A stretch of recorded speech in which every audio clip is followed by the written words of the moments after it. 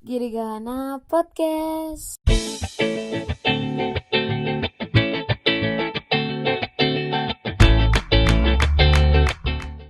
Halo Brur, Girigana. balik lagi nih di Girigana Podcast. Nah by the way, kenalin nama gue Wafa. Apa kabar nih para pendengar setia Girigana Podcast? Semoga kalian semua dalam keadaan sehat. Dan yang paling penting, gue juga mau ngingetin ke kalian semua buat tetap jaga kesehatan, tetap sering cuci tangan, jauhi kerumunan, dan yang paling penting tetap pakai masker. Nah buat episode kali ini gue nggak sendirian karena gue ditemenin sama saudara gue yaitu Nuril. Halo Brur, kenalin nama gue Nuril Kolbia, biasa dipanggil Ola. Aduh, udah semangat banget nih gue buat ngisi Girigana Podcast pada hari ini. Dan gue juga mau ingetin ke kalian nih, kalau Girigana Podcast bisa kalian dengarkan di Spotify, Anchor, dan kalian juga bisa mendengarkan di YouTube. Tentunya di channel Girigana ya.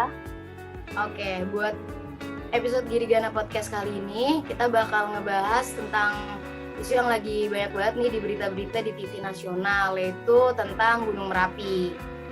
Emangnya ada apa sih Wah di Gunung Merapi ini? Oke, yang seperti yang kita tahu nih di awal November ini Gunung Merapi ini mulai munculin tanda-tanda buat erupsi lagi. Dan buat kalian yang belum tahu nih, kalau di berita-berita sekarang itu Merapi udah di level siaga 3. Di episode podcast Girigana minggu ini kita kedatangan bintang tamu, saudara jauh kita yang tahu banget nih tentang sejarah Gunung Merapi dan juga kondisi Merapi saat ini gitu, yaitu dari Mapala UPN Veteran Yogyakarta. Nah, bener tuh, bintang tamu kita kali ini ada Ketua Umum dan Senior dari Mapala UPN Veteran Yogyakarta.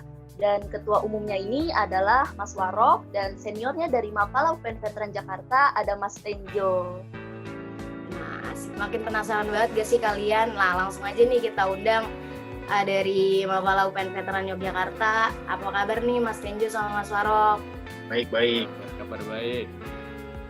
Oke, bisa kenalin diri dulu nih Mas Warok sama Mas Tenjo. Oke, perkenalkan buat Girigana, nama saya Stefanus Begi Nugroho, biasa dipanggil Nama Lapangan Warok. Sekarang menjabat sebagai Ketua Umum periode 2020 Mapala UPN Veteran. Mas Tenjo, boleh nih perkenalin dulu. Nama asli Dedi Rawan, nama lapangan Tenjo, anggota sekarang. Anggota UPN Veteran Yogyakarta. Oke. Buat para pendengar Girigana Podcast, kalau misalnya nggak asing sama nama Mas Warok, nah Mas Warok ini sebelumnya pernah jadi narasumber juga nih buat Girigana Podcast di episode pendakian di era new normal. Ya. Bener kan Mas Warok ya? Banget tuh, Wal. Ya, benar. Kalau dari Mas Warok sama Mas Tenju sekarang lagi pada sibuk ngapain nih di masa pandemi ini? Sibuk berkebun. Sibuk nata Taman Mapala, Jogja. Wah, pada sibuk-sibuk banget berarti. Oke, makasih juga nih Mas Warok sama Mas Tenjo udah nyempetin buat jadi narasumber di Girigana Podcast kali ini di sela-sela kesibukannya. Oke, kita langsung aja nih ya Mas ke pertanyaan-pertanyaan buat Girigana Podcast kali ini.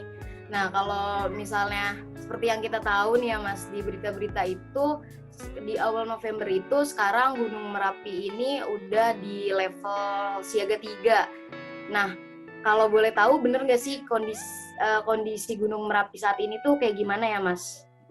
Yang di berita yang sering kita dengar dari portal-portal berita dan media TV dan media yang lain, memang sekarang Merapi sedang aktif, dan himbauan dari BPP TKG itu pada tanggal 5 November itu Merapi masuk di status siaga level 3.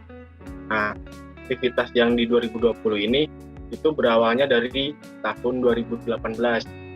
Yang 2018 itu mulai aktif, ada erupsi kecil, kemudian dari tahun ke tahun dari 2018, 19, terus ke 20 ini aktivitasnya itu mulai naik terus dan di puncaknya yang paling tinggi itu di tanggal 5 November kemarin. Biasanya erupsinya kecil-kecilan, kemudian yang terakhir kemarin tanggal 5 November kebetulan itu erupsi yang cukup besar dan akhirnya warga-warga yang di sekitar lereng Merapi itu diungsikan ke daerah yang lebih aman. Untuk gambarnya seperti itu. Nah di 2018 itu kan semenjak erupsi itu karena peningkatan terus, akhirnya jalur pendakian di Gunung Merapi mulai ditutup dari 2018 pertengahan itu, kalau nggak salah di bulan Mei, sampai sekarang masih ditutup. Itulah secara umumnya.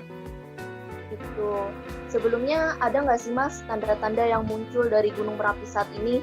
Kayak sungainya kering gitu, atau ada suara gemuruh, atau gempa bumi gitu Mas? Kalau untuk tanda-tanda ya, sebenarnya kurang paham juga kalau tentang tanda-tanda fisik dari alam. Nah, cuma kalau kata orang-orang sini, nah kalau mau erupsi itu katanya di daerah Jogja itu panas, yang malam itu mengalami peningkatan suhu. Cuma kalau melihat erupsi-erupsi yang sudah terjadi kecil-kecilan, tidak kurang memperhatikan secara detailnya seperti apa. Cuma di BPPTKG itu kan di setiap sudutnya itu udah ada pemantauan secara teknologi, ada kameranya masing-masing. Jadi ketika ada erupsi, nah dari badan tersebut dia udah siap dan standby kameranya itu. Jadi tanda-tandanya udah bisa langsung di-share ke warga di sekitar situ, akhirnya untuk upaya mitigasi sebenarnya. Jadi untuk yang sekarang sebenarnya udah masuk ke teknologinya, udah mulai maju untuk pemantauannya. Kalau untuk tanda-tanda secara alam, mungkin yang kalau awannya tidak tebal dan puncak Merapinya itu kelihatan, mungkin kalau mau erupsi itu ya keluar asap sedikit-sedikit gitu. Oh gitu. Kalau boleh tahu nih Mas, tindakan preventif yang sudah mulai dilakukan di sana apa tuh Mas? Kalau untuk tindakan preventif, ini dari segi warganya di sekitar lereng Merapi. Jadi kalau untuk warga di sekitar lereng Merapi, dari orang-orang sekitar dari tiap desa itu sudah mulai mandiri. Jadi setiap desa itu pasti mempunyai tim SAR masing-masing. Nah, tim SAR masing-masing itu dia berkoordinasi dengan tim SAR BPBD DIY.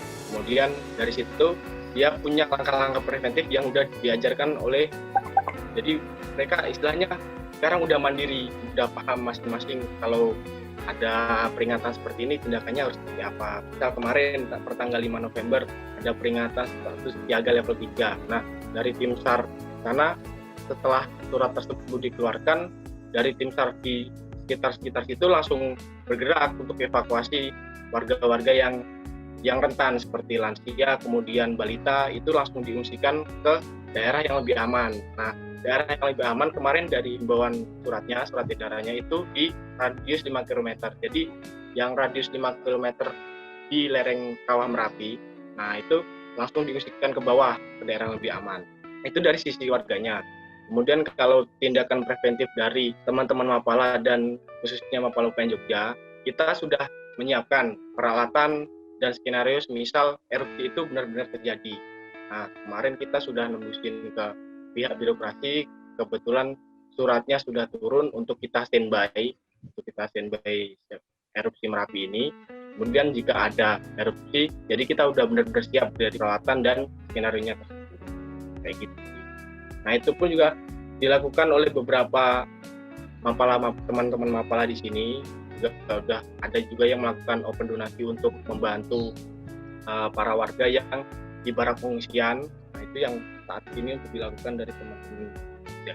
Tapi kalau misalnya dari aktivitas masyarakat di sekitar Gunung Merapi itu sendiri gimana nih Mas? Kan kalau dari berita yang kita tahu nih katanya sekarang itu udah nggak diperbolehin aktivitas di malam hari, atau masih ada nggak sih aktivitas sebenarnya kalau di sana masih ada masyarakat yang melakukan aktivitasnya gitu? Nah, kalau untuk aktivitas itu kan mereka yang mengungsi itu kan warga-warga yang rentan, kemudian ternaknya masih di sana, masih di rumah masing-masing. Jadi kalau siang hari yang warga yang usianya produktif dia akan cari pakan untuk merawat ternaknya tersebut. Jadi kalau siang mereka pergi ke desa masing-masing untuk merawat tersebut, dan malamnya kembali lagi ke barak pengungsian. Nah, itu yang terjadi sekarang saat ini untuk informasi terakhir dari Bapak. Jadi masih buat aktivitas masyarakat, masih ada masyarakat yang beraktivitas gitu ya, Mas?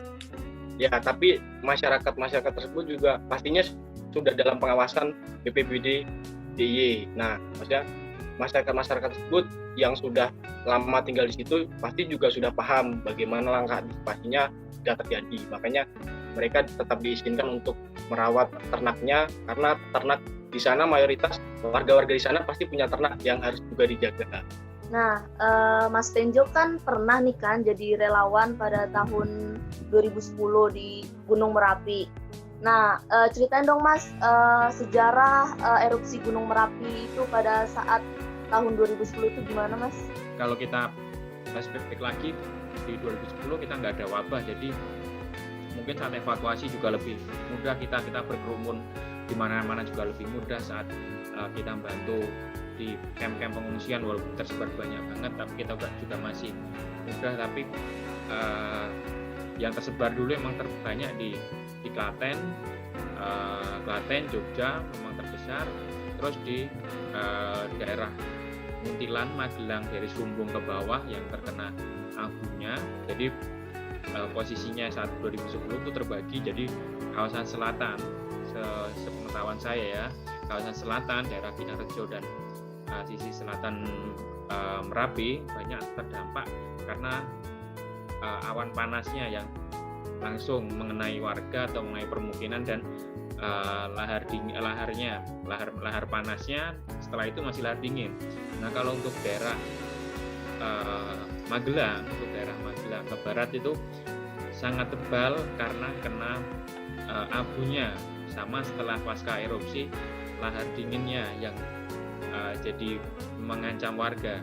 Jadi untuk 2010 prosesnya sangat cepat sampai terjadi erupsi, sama tidak ada ya corona tadi, jadi akan lebih mudah. Nah, saat ini akan, kalau seandainya terjadi erupsi seperti 2010 dan ada corona, ya tidak tahu lagi seperti apa kondisi rumah sakit, seperti apa untuk menanganinya, karena kondisi saat ini untuk COVID aja di Jogja, Jateng sudah full ataupun kapasitasnya juga masih tinggi, belum ketambah lagi dengan itu. Dan kebanyakan saat itu juga saluran pernafasan juga yang banyak keluhannya, apalagi lansia saat itu banyak banget yang dilarikan ke Sarjito dan sebagainya karena saluran pernafasannya pas saat erupsi itu.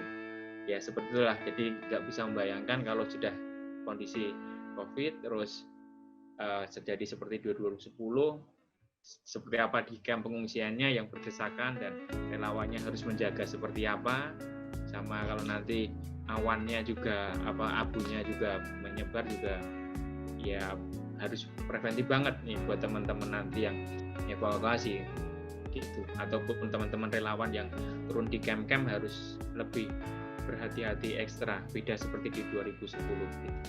Ya sekilas seperti itulah. Kan banyak nih ya masyarakat yang masih menetap pada saat tanda-tanda erupsi 2010. Itu apa tindakan dari para pihak relawan itu Mas? Saat itu sebelum itu juga sama, posisinya juga udah, karena di tanggal 26 kan sebenarnya udah beberapa kali erupsi sebelumnya itu seingat saya. Terus di hari itu beberapa yang kayak ya yang terkenal kayak Mbak Marijan dan sebagainya, memang beliau tidak mau dievakuasi dia, dan tapi tetangga yang lain udah banyak turun, dan di bawah di Kecamatan Cangkringan di sisi timur Kali Gendol itu memang tidak diperkirakan sampai situ, bukan tidak diperkirakan ya, tidak berpikir akan sejauh itu kalau nggak salah. Jadi daerah itu masih banyak penduduk karena di bawahnya itu juga banyak camp pengungsian. Sampai ada seingat saya aku sempat evakuasi juga satu kelompok tagana, satu grup itu juga sama, ada di suatu tempat di pinggir kali itu, tapi masih jaraknya jauh, tapi dia camp di situ emang mendekati sama area di situ, masih mereka berpikir juga nggak akan sampai sejauh itu, tapi di situ juga udah kena pasir semua dan hancur nggak tahu udah habis orangnya, tapi di situ dulu ada berapa belas teman-teman Tagana yang stay di situ. Aku masih sangat ingat pas saat kita penyisiran untuk evakuasi mayat itu lewat situ dan dikasih keterangan kalau di sini sempat ada teman-teman Tagana yang stay dan terkena itu. Jadi saat itu juga udah di daerah-daerah yang kemungkinan kena dan dekat dengan Merapi juga udah dilakukan penyisiran, tapi sama dengan disampaikan dengan Warok tadi itu, karena ada beberapa warga yang masih tinggal di rumahnya untuk menjaga ternak, mengasih ngambil rumput untuk ternaknya seperti itu. Tapi korban yang paling besar saat itu emang di warga-warga di bawah yang Cangkringan sisi timur, aku lupa tempatnya, daerah Kelamen, tapi lebih ke bawah lagi. Memang di daerah situ masih banyak warga yang tidak mengungsi, karena daerah situ mungkin radius nggak ada 2 kilo itu tempat anak-anak stay, anak-anak relawan ngecamp di dekat Cangkringan tuh buat stand by di situ. Tapi timurnya radius nggak ada 1 meter 2 meter apa 2 kilo 1 kilo nggak ada lah. Setelah seberangnya sungai Kendol itu udah habis semua di situ sampai atas. Jadi yang tidak diprediksikan sebelumnya karena cukup besar letusan selanjutnya. Dipikir mungkin erupsi kecil-kecil, tapi ternyata untuk di 26-nya tuh erupsinya sangat besar. Jadi banyak warga yang tidak mengira juga bakalan sampai sejauh itu. Jadi banyak korban yang masih di dalam rumah nonton TV bersama anaknya di bawah tuh banyak banget saat itu. Kalau untuk relawannya sih juga sama, dari dulu juga udah mengajak dan minta turun juga udah pasti dilakukan lah. Udah cleaning di area yang udah ditentukan saat itu, udah di cleaning juga ada teman-teman SAR saat itu. Tapi ya beberapa warga masih tidak mau pindah, tapi terutama yang di bawah yang tidak, daerah Cangkringan, timur Cangkringan itu yang banyak korbannya setahu saya saat itu, saat evakuasi seperti itu gitu.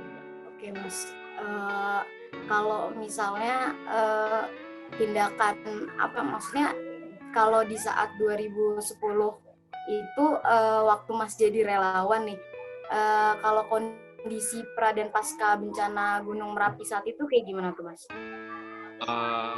Kalau untuk sebelumnya, untuk pranya saat erupsi, kita sebelumnya banyak fokus di ya seperti ini, posisi sekarang udah beberapa diungsikan. Kita sebelumnya ya fokus banyak di penanganan, di kebencanaannya, di penyaluran bahan bantuan. Terus kita yang di kota ya sama untuk mengumpulkan donasi dan asesmen data di Klaten maupun di Magelang, daerah yang terdampak, sama yang di Jogja kita masih seperti itu untuk sebelumnya. Jadi sama untuk beberapa relawan yang tidak ikut, saya termasuk yang serabutan ya kadang ikut standby evakuasi, banyak juga lebih banyak di ngurusi logistik makanan, asesmen data di camp-camp pengungsian, terus penyaluran bantuan, kadang ikut juga di camp pengungsian, nyiapin makanan yang paling sering, nyiapin makanan. Terus teman-teman juga ada juga yang ngurusin soal children center, ngurusin soal anak, karena anak-anak merasa bosan di camp pengungsian, kita bikin acara di situ. Terus untuk orang tua juga sama, sebelum erupsi dan saat erupsi besar pun juga sama. Saat erupsi besarnya mungkin aku hampir beberapa minggu, ya enggak mingguan lah, aku beberapa hari masih bantu untuk evakuasi korban. Jadi pagi kita subuh gitu naik bersama relawan yang lain untuk nyari korban yang masih tertimbun saat itu, dengan masih, kalau itu udah sampai berbau, kita sampai bau bangkai gitu, karena sampai sulit membedakan bangkai manusia sama bangkai sapi, binatang, karena saking banyaknya ternak juga. Kadang sempat menemukan tuh tinggal kepalanya udah potong, udah copot, tapi masih banyak belatung dan sebagainya. Itu sampai hari-hari terakhir seperti itu, sampai dinyatakan kita tidak evakuasi ditutup. Jadi dulu evakuasi setelah erupsi itu yang langsungnya ya untuk warga sekitar yang cuma terkena asapnya, kena asap panasnya tapi meninggal. Untuk selanjutnya itu dijeda berapa hari baru kita menyasar ke agak naik yang terkena pasirnya, yang kena pasir laharnya laharnya yang panas sampai dingin tuh kena pasirnya itu baru kita evakuasi itu. Sama kita berangkat pagi jam 8 nggak 9 tuh udah di Kodo sudah harus tarik turun semua. Jadi sebelum awan turun atau mendung menutupi Merapi kita udah harus relawan ditarik turun semua. Itu terjadi beberapa hari. Setelah itu aku udah nggak di atas lagi, udah nggak ngurusin nyari korban mayat lagi, banyak fokusnya di camp-camp pengungsian. Sama di awal ya pemulihan, tapi aku sendiri pemulihannya nggak sampai ke jangka panjang ya, karena juga dulu saat itu masih mahasiswa, jadi pemulihannya cuma sampai di camp-camp pengungsian aja. Jadi selama di camp pengungsian banyak banget kerjaan, dari makanan, terus membantu di dapur juga banyak, terus saya ngurusin anak-anaknya karena mereka nggak ada pendidikan, nggak ada sekolah, akhirnya kita bikin sekolah-sekolah darurat lebih banyak. Kalau saya anak-anak Mapala, teman-teman yang ngadain outbound, ngadain kegiatan seperti apa ya yang berkaitan dengan outbound lah, biar anak-anak seneng, itu yang banyak kita lakukan selain pengiriman itu. Terus sampai berapa bulan di camp, saat kondisi kondusif baru ditarik semua ke atas. Dari saya sendiri, mungkin dari teman-teman juga udah banyak dihandle oleh NGO saat itu, sama pemerintah juga udah turun cukup banyak, membikinkan rumah tinggal dan sebagainya. Itu udah teman-teman relawan udah banyak yang udah putus lah, udah nggak melakukan lagi kegiatan lagi sampai terakhir di pengungsi di camp-camp pengungsian tadi, seperti itu. Perannya ya sebelum erupsi ya tadi melakukan mulai pengumpulan dana, mulai pengumpulan kegiatan sembako, mulai aktif di asesmen data di camp-camp, kebutuhannya apa kita carikan, terus kita kirimkan. Saat pas erupsinya, saat itu karena kita anak-anak apalagi diberi kayak hak khusus, apa nih Mas? Kita diberi kewenangan, dia ada bantu untuk evakuasi. Jadi saat itu evakuasi mayatnya karena di hari H masih orang dan bagian mayat, tapi untuk di selanjutnya cuma tinggal mayatnya aja. Terus selanjutnya lagi kita cuma fokus di camp-camp pengungsian, pemulihan ya, trauma healing lah, kegiatan trauma healing ke anak-anak, ibu-ibu dan sebagainya. Itu kegiatan seperti itu yang dilakukan sampai korbannya ataupun pengungsi balik lagi ke rumah buatan pemerintah.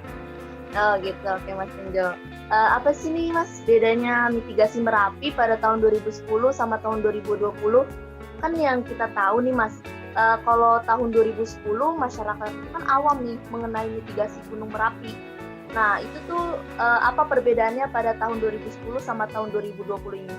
Kalau kita ngomongin mitigasi Merapi, sebenarnya di 2010 tuh sudah sedikit warning di 2006 juga, karena 2006 juga sempat ada bencana juga di Jogja antara Merapi dan gempa. Itu udah membuat sedikit kesiapan soal penanganan kebencanaan di Jogja, terutama untuk warga sama teman-teman yang relawan pun sudah sedikit di situ. Sama kalau di 2010 seingat saya itu waktunya sangat sedikit untuk jadi langsung ada warning dari pemerintah, terus erupsinya tidak terjadi, jedanya nggak begitu lama. Dan saat itu juga di beberapa barak pengungsian sudah ada, tapi tidak semaksimal saat ini. Saat ini sudah banyak banget barak pengungsian yang disediakan oleh pemerintah. Bangunan-bangunan juga sudah disediakan oleh pemerintah setelah 2010 itu banget perbaikan. Harusnya di 2020 ini lebih baik lagi, karena warningnya juga cukup panjang, terus fasilitas pengungsian juga lebih lengkap lagi daripada 2010. Ya harusnya lebih siap saat ini ya. Dari teman-teman pun kalau membantu sekarang juga lebih enak. Udah tempat-tempat pengungsiannya sudah ada, tinggal turun aja. Kalau untuk saat ini untuk bantu di camp-camp pengungsian, membantu entah logistik atau meringankan yang lain, bisa itu, atau kegiatan-kegiatan yang lain yang jadi catatan ya kondisi wabah virus saja saat ini yang jadi hal khusus, karena tidak seperti 2010 penanganannya. Sekarang kita tidak bisa seperti itu, apalagi yang saat ini yang diungsikan adalah usia renta, usia yang udah tua lah, di atas 50-an dan sebagainya, udah mengungsi dulu karena geraknya lambat, ya dianggap geraknya lambat, jadi harus diungsikan dulu, atau bu yang hamil dan sebagainya. Nah, kondisi umur segitu yang rentan ataupun rentan terhadap virus corona. Jadi ya selain ngurusi soal kebencanaan, evakuasi, logistik, harus mikirin soal kesehatan dan keselamatan dari virus corona tadi. Jangan sampai teman-teman relawan yang dari Jogja, dari luar malah membawa virus buat pengungsinya. Itu juga nanti buat teman-teman yang relawannya juga harus di screening bagus ya, harapanku. Jadi nggak seperti tahun 2010 bebas masuk, semuanya bebas dari mana aja, banyak banget saat itu, bisa langsung masuk ke camp-camp pengungsian langsung aja. Jadi saat ini mungkin itu yang harus ya nanti buat teman-teman, kalau seandainya jangan sampai ya seandainya erupsi lagi dan besar ya, untuk teman-teman relawan harus memastikan posisinya sehat, tidak terinfeksi, karena yang muda-muda tuh carrier paling bagus lah, terinfeksi tapi masih sehat, masih bisa kemana-mana, nanti tempatnya sampai tempat pengungsian, bantu makanan, bantu ngurusin makanan dan sebagainya, tapi yang mengungsi orang-orang tua, kasihan karena mereka paling rentan. Itu aja sih bedanya. Gitu. Mas, upaya-upaya apa aja nih Mas yang bisa kita lakuin untuk penyelamatan diri kita ketika menghadapi bencana gunung meletus ini, Mas? Khususnya sih ini untuk teman-teman yang di Jogja dan sekitarnya. Alhamdulillah pasti teman-teman udah punya masker ini, beda sama 2010 kita erupsi pertama, kita di depan kampus masih membagikan masker karena masih banyak masyarakat yang nggak punya masker. Begitu pula yang di atas, yang di daerah bawah Merapi, hampir semuanya nggak punya masker. Jadi saat itu juga kendalanya saat erupsi, masyarakat nggak punya masker, mereka menghirup debu yang notabene juga sangat berbahaya, dan itu banyak yang masuk rumah sakit juga gara-gara itu sesak dan sebagainya. Nah, preventif kita untuk ya mungkin kalau dia seperti 2010 ya oke, masker. Terus untuk teman-teman yang di radius dekat ya mulai prepare untuk barang berharganya di packing, taruh satu tas, untuk kelengkapannya disediakan ya P3K, makan ringan, minum, dan semua dokumen yang disiapkan jadi satu. Jadi saat melakukan terjadi erupsi atau harus mengungsi, semua kelengkapannya sudah siap. Jadi ya harusnya sudah terbiasa dengan kondisi itu. Dokumennya, perlengkapan pribadi, makanan, obat-obatan pribadi di packing jadi satu tas. Jadi saat terjadi erupsi kita tinggal berangkat.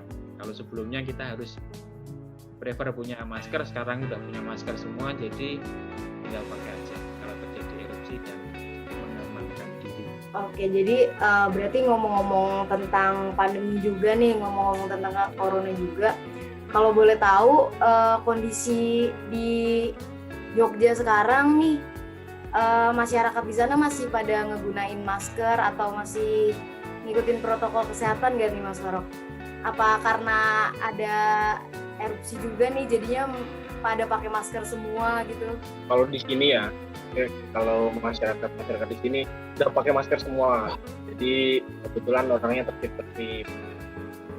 Di luar kita lagi di luar di jalan pasti kebanyakan orang itu pakai masker. Nah kan tempat wisata juga udah mulai buka.